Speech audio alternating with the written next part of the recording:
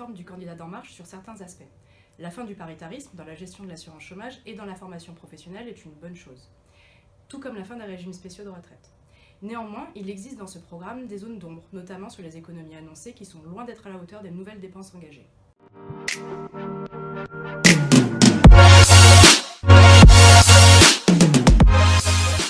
Il manque 52 milliards pour financer toutes les promesses du programme qui prévoit en tout 70 milliards de dépenses nouvelles. Citons notamment la réforme de l'assurance chômage, dont l'ouverture des droits aux indépendants et aux démissionnaires pourrait coûter 7 milliards d'euros. La question que nous posons est qui va payer la facture ?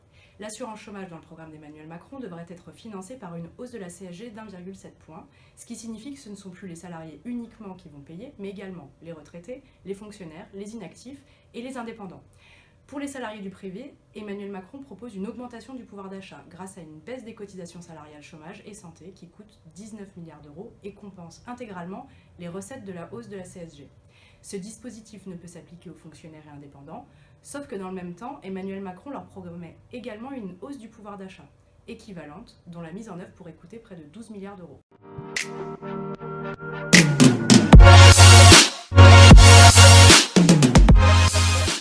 Enfin, ce que nous regrettons dans le programme d'Emmanuel Macron, c'est qu'il privilégie une politique de la demande.